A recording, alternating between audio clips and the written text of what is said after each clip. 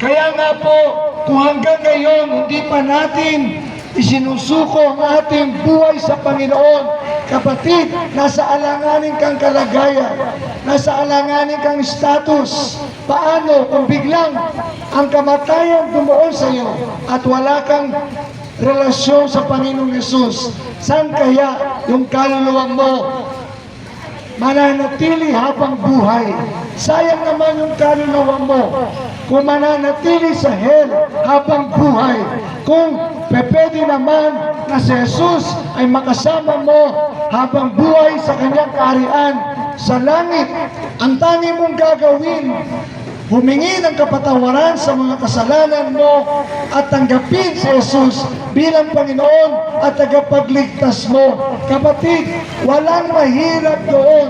Maging yung ating kaligtasan, pinapadali ng Panginoon alang-alang sa atin.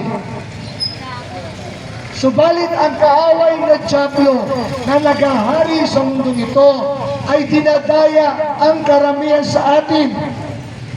Karamihan sa atin kapag wala ka pang relasyon kay Jesus. Hanggang ngayon, kapatid, binabalaan kita. Kung wala pa si Jesus sa buhay mo hanggang ngayon, kapatid, you are in danger. You are in danger. And hell is waiting for you.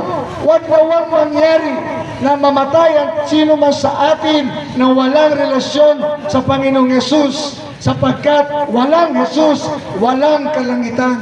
Walang Jesus, walang kaligtasan. Yun po ang maliwanag na katotohanan.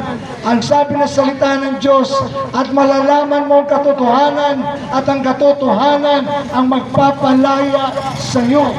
Kapatid, nais tayong palayain ni Jesus sa kamay ng dyablo. Nais tayong palayain ni Jesus sa karamdaman. Nais tayong palayain ni Jesus sa mga negatibong nangyayari sa buhay natin. Lumapit lamang tayo sa Panginoong Jesus. Yun lang ang gagawin mo, kapatid. Lalapit ka lang sa Kanya na may pagpapakumbaba. Ayaw ng dyablo lumapit tayo kay Jesus sapagkat mawawala tayo sa kamay ng dyablo. Subalit kapatid, huwag kang papayag na manatili sa kamay ng dyablo. Kapag wala si Jesus, malamang sa hindi, nasa kamay ka ng kaaway ng dyablo. Sapagkat dalawang bagay lang po yan. Either si Jesus ang may hawak sa iyo o ang dyablo ang may hawak sa iyo. Kaya nga kapatid, sa mga oras na ito, hanggat hindi mo na pagdidesisyonan na si Jesus ay tanggapin mo bilang Panginoon, tagapagligtas mo, kapatid, gawin mo na agad-agad. Gawin mo na agad-agad sapagkat ang bukas hindi mo sigurado, kapatid, hindi mo masisiguro. Ang mga bagay na panlangit ang isaisip ninyo, hindi ang mga bagay na panlupa. Ang sabi ng salita ng Diyos. Mga kapatid, ang buhay natin dito sa lupa, hindi po itong totoong buhay natin. Sapagkat ang buhay natin dito ay temporal lamang. Sapagkat ang totoong buhay natin, yung after this life, yung po ang totoong buhay natin, sapagkat yung po ay eternal, hindi po temporal. Kaya po, mga tagalumang palengke, kaya po kami laging pinapadala sa inyo ng Panginoon sapagkat mahal kayo ng Panginoon. Ang nais ng Panginoon, lahat ang nagtitinda, lahat ang namimili, at bawat pamilya ng mga taga rito ay maligtas sa pangalan ng Panginoong Yesus. Ang tanging gagawin ng mga taga rito, sumampalataya sa Panginoong Yesus, papasukin si Yesus sa kanilang mga buhay, sa kanilang mga puso.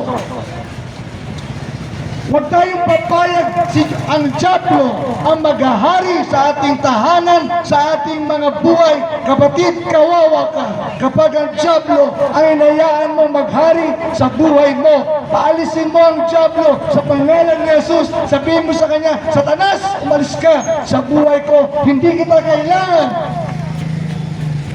Ang kailangan ko ay si Jesus. Si Jesus. Si Jesus ang kailangan ko. Wala nang iba. Sapagkat yun lang talagang kailangan natin, kapatid, para tayong maligtas. Para tayong maligtas, si Jesus ang papasukin natin sa ating mga buhay. Tanggapin natin siya bilang Panginoon at tanging tagapagligtas natin. Si Jesus ang papasukin natin. Kaya pag uwi mo sa bahay ngayon, kung di ka makakasabay sa mga panalangin dito, mag-pray ka, magpakumbaba ka sa Panginoon, humingi ka ng kapatawaran, tanggapin mo si Jesus bilang Panginoon tagapagligtas mo. At ngayon po, mananalangin po ako upang sino po ang hindi pa tumatanggap sa Panginoon ay mayroong pagkakataon maligtas ngayon mismo. Sumunod ka sa pananalangin sa mga oras nito. Sabihin mo, Panginoong Jesus, patawarin mo po ako na isang makasalanan at ubod ng sama na kaluluwa. Patawarin mo po ako.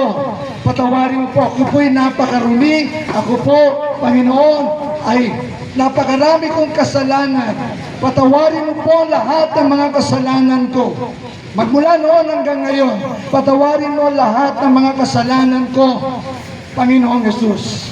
At sa mga oras din ito, Panginoong Yesus, binubuksan ko ang aking mga puso, ang aking puso, pinapapasok kita bilang Panginoon at tagapagligtas ko. Magmula sa araw na to, wala na akong ibang tagapagligtas, kundi ikaw lamang, Panginoong Yesus. At tinatakwil ko si Satanas sa buhay ko. In Jesus' name, umalis ka, Satanas, sa buhay ko.